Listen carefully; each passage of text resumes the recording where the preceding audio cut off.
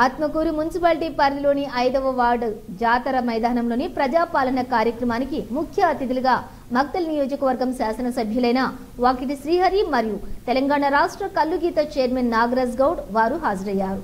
అనంతరం వారు మాట్లాడుతూ తెలంగాణ రాష్ట్రంలోని ప్రజలు మార్పు కోరి కాంగ్రెస్ పార్టీకి ఓట్లు వేసి గెలిపించడంలో రేవంత్ రెడ్డి ముఖ్యమంత్రి అయ్యారని అన్నారు.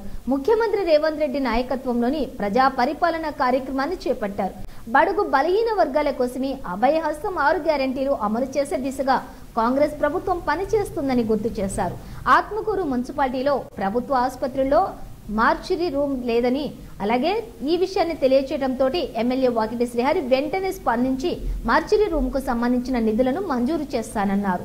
ఆత్మకూరు మున్సిపాలిటీ అభివృద్ధి కావాలంటే పార్టీలకు అతీతంగా అందరూ కలిసికట్టుగా సలహాలు సూచనలు పాటించి కాంగ్రెస్ ప్రభుత్వం పనిచేస్తూ ఉందని ఈ కార్యక్రమంలోని municipal chairperson Gayathri Ravikumar Yadav, municipal vice chairman Vijayabhaskar Reddy, Nagaraju, Prasad Kumar Reddy, Makthal Congress party youth president Tulasiraj, Atmakur మండలం అధ్యక్షులు పరమేష్, టౌన్ అధ్యక్షులు నల్లగొండ శ్రీనివాసులు, ఆత్మకూరు కాంగ్రెస్ పార్టీ మాజీ అధ్యక్షులు రెహమతుల్లా, జిల్లా నాయకులు మొగిలి గంగాధర్ గౌడ్ పాల్గొన్నారు. బీద బలహీన వర్గాల ఆశాజ్యోతి అందరిలో ఒకటిగా ఉంటూ సర్పంచ్ నుండి జెడ్పీటీసీ నుండి జిల్లా ఫ్లోర్ లీడర్ వరకు కూడా పనిచేస్తూ గత 30 సంవత్సరాల నుండి కూడా ప్రజల మధ్యలో ఉన్నటువంటి నాయకుడు. అందరికీ ఈ గ్రామాల్లో ఈ మున్సిపాలిటీలో ఎలాంటి సమస్యలు ఉన్నా కూడా ఆల్రెడీ అనుభవతున్నటువంటి వ్యక్తి, ఈరోజు ప్రజల మధ్యలో ఉన్న వ్యక్తి ఈరోజు ఎమ్మెల్యేగా ఎన్నుకోవడందుకు మీ అందరికీ కూడా ప్రత్యేక ధన్యవాదాలు తెలుపుకుంటూ మెజార్టీనిచ్చి వారిని ఆశీర్వదించినందుకు మీకు అందరికీ కూడా చేతులు జోడించి పాదాభివందనాలు చేసుకుంటున్నాం. ఎందుకంటే ఒక ప్రజా వ్యక్తిగా ప్రజల మధ్యలో ఉన్న నాయకుడు మన మధ్యలో ఉంటే ఖచ్చితంగా ప్రజల సమస్యలు తీసేటటువంటి వ్యక్తి, ప్రజా సమస్యలు తీసినటువంటి వ్యక్తి మనకు కావాలని అనుకున్నాం. మీరందరూ కూడా ఆశీర్వదించి మక్తల్ నియోజకవర్గంలో 17,000 మెజార్టీతో తీసుకొచ్చి వారిని ఉండొచ్చు.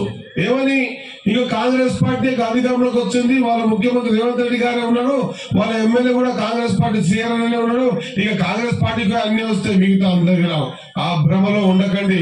ఖచ్చితంగా వేదిక ద్వారా తెలియజేస్తా ఉన్నా, ఆత్మకూరు మున్సిపాలిటీలో చేస్తున్నటువంటి ఈ సంక్షేమ పథకాలన్నీ కూడా ఏమైనా ఇండ్లు వస్తే ఈ ఆత్మకూరులో బర్కాలు కప్పుకునే ఇండ్లు కానీ, పడిపోయిన ఇండ్లు కానీ, లేకపోతే పెంకుటిండ్లకు ముందు ప్రియారిటీ ఇచ్చి ప్రతి బీదవాడిని కాపాడుకోవాల్సినటువంటి అవసరం ఎంతైనా ఉందన్న ఉద్దేశం ముందుకు పోతా ఉన్నాం.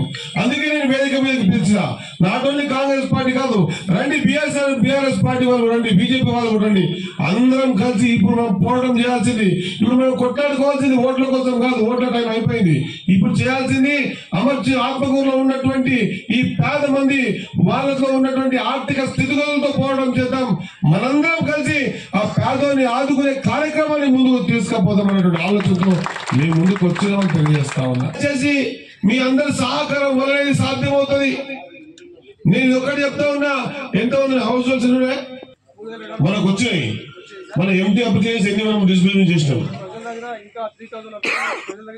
మీ దగ్గర స్పేర్ ఉన్నాయా?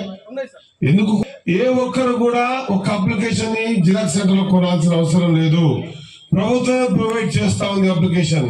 ఇది ఒక్కటే కాకుండా చాలా మందికి కొంత అంటే కమిటీ ఇచ్చిన దాంట్లో మీకు నంబరింగ్ వస్తుంది. ఆ నంబరింగ్ ని ఇంకా ఎన్రోల్ చేసి అక్నాలజ్మెంట్ కార్డు ఇచ్చేటప్పుడు ఆ నంబర్ పెట్టి ఇక్కడ ఉన్నటువంటి ఆఫీసర్స్ మీకు సంతకం ఇస్తారు. అది జిరాక్స్ అయినా వచ్చేలా దాని ప్రయత్నం అదే ఉంటది. అది ఉంటేనే మనకు అర్హత పొందినట్టు. కాబట్టి మీ అందరితో కోరుతా ఉన్నా, ఎవరు కూడా కలర్ జిరాక్స్ ఉంటేనే వస్తుంది లేదా జిరాక్స్ ఉంటే రాదు అనే భ్రమలో ఉండొద్దు. ఏదైనా సరే కన్సర్న్ వార్డు ప్రతి అప్లికేషన్ ఫామ్ లో ఉన్న అక్నాలజ్మెంట్ కూడా పూర్తి స్థాయిలో మీకు లబ్ధి చేకూర్చే విధంగా ఉంటుందన్న విషయాన్ని మీకు గుర్తు చేస్తా ఉన్నా. ఇది ఒక్కటే కాదు, విచ్చేసినటువంటి బీద బలహీన వర్గాల ఆశాజ్యోతి అందరిలో ఒకటిగా ఉంటూ సర్పంచ్ నుండి జెడ్పీటీసీ నుండి జిల్లా ఫ్లోర్ లీడర్ వరకు కూడా పనిచేస్తూ గత 30 సంవత్సరాల నుండి కూడా ప్రజల మధ్యలో ఉన్నటువంటి నాయకుడు. అందరికీ ఈ గ్రామాల్లో ఈ మున్సిపాలిటీలో ఎలాంటి సమస్యలు ఉన్నా కూడా ఆల్రెడీ అనుభవతున్నటువంటి వ్యక్తి, ఈరోజు ప్రజల మధ్యలో ఉన్న వ్యక్తి ఈరోజు ఎమ్మెల్యేగా ఎన్నుకోవడందుకు మీ అందరికీ కూడా ప్రత్యేక ధన్యవాదాలు తెలుపుకుంటూ మెజార్టీనిచ్చి వారిని ఆశీర్వదించినందుకు మీకు అందరికీ కూడా చేతులు జోడించి పాదాభివందనాలు చేసుకుంటున్నాం.